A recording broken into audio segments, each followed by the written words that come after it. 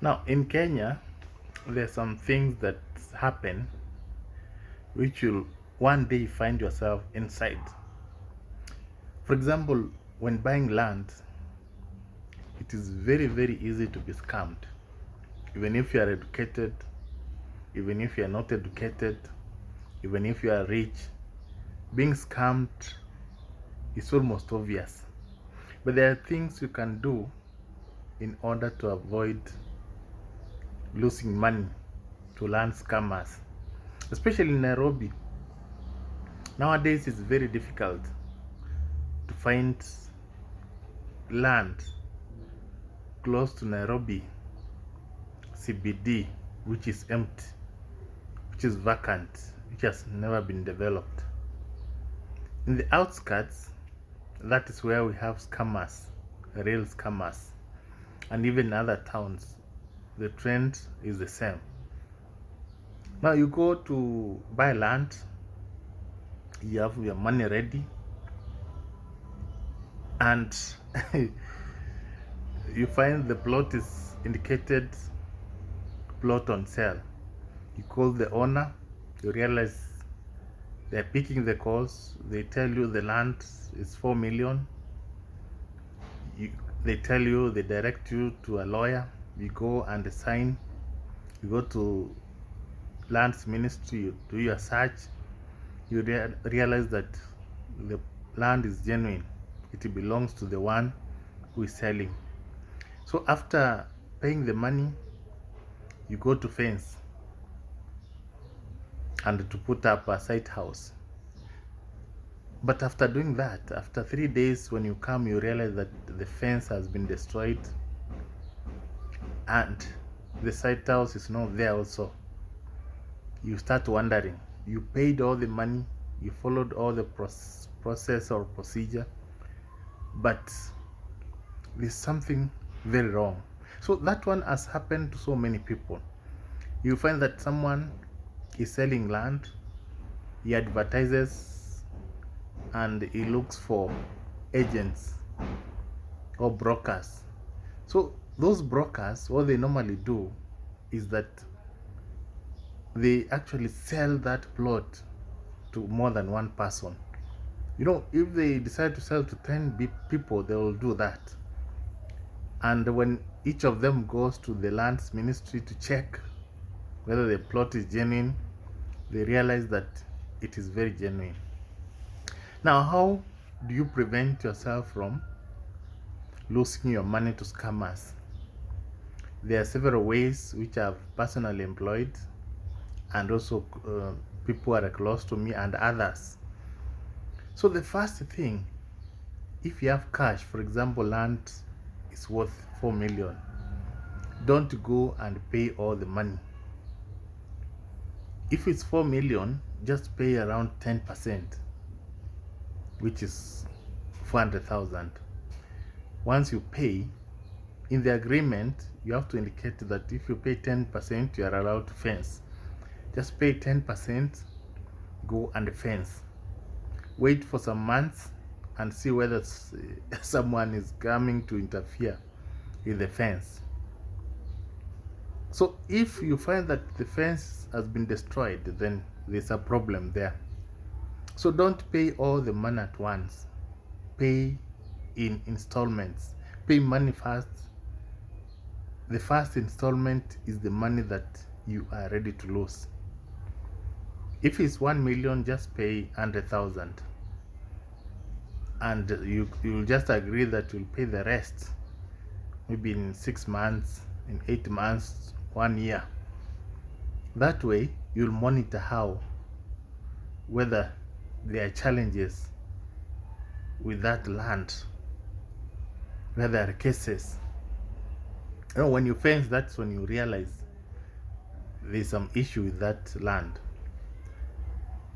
The second best way I normally use when I go to buy land and I've been told this land is being sold, if you have money, bring it. I just go and ask the neighbors about the history of that land. I ask people, random people, those ones who are taking care of cows there, got servants there, our levy, people are drunkards. Those ones, they have a lot of information. Even watchmen. I normally do my due diligence, and that is the best. So I go there. Once they tell me the land is clean, the owner is this one and this, they have first-hand information. Then from there I can proceed to buy the land. This was something I usually do. If I'm going to buy land from someone and he tells me he has his own lawyer, I don't do that. I come with my own lawyer. Because if they tell you they have their own lawyer, there must be a question mark. Don't allow someone to choose a lawyer for you. And make sure that you sign agreement with the lawyer before buying land. That is very important. And the one who is signing must leave their documents there. It's very important. So what you do is you go and decide, pick your own lawyer, go and take the one selling the land, you just sign up. So that will help you. And in case there's a problem in future, your lawyer, you trust him more than the one selling the land. So that is what I also do. Another thing I usually do is there's what you call green book. If you go to the lands ministry, there's green book which shows the history of that land, which has been sold, how it has been subdivided, who was the original owner. If you find that it was ancestral land that you are supposed to buy, make sure you involve everyone, because you might buy land from a certain person, then after buying and you want to develop, their children come and put an injunction in court. They tell you, our father inherited this land, is not supposed to sell it. And once there is that injunction, that case will go for even years, 20 years, 30 years, and you might not occupy that land. So if it's ancestral land, you have to involve everyone. And if it's a family land, ensure that the children and the wife are aware. You'll find that when you're selling that, when you're buying that land, you buy from a man. Then after a few weeks, months, the wife comes and puts a court injunction. Maybe they divorced, maybe they separated, but they had jointly bought that land. Then you start having issues. So before buying land, ensure that you do a search using Green Book. And also, obvious, when you are buying land, you have to do a search. Don't buy land without doing any search. Also, the other thing I normally do when I'm buying land, I don't buy land which is very close to the road or railway or these government properties. I don't do that, because you might buy land close to the road and or land which is close to the river. Especially in major towns and cities. You might buy land, for example, now that Nairobi to Nakuru is going to be expanded. People might be tempted to sell land. When you buy, you realize that after 1-2 years, the government wants to expand the road. And then you are told this was road reserve. And then you you lose your land. This was something I usually do. When I buy land, ensure that I don't build a very big structure at the first year or first few months. You just go there and build a site house,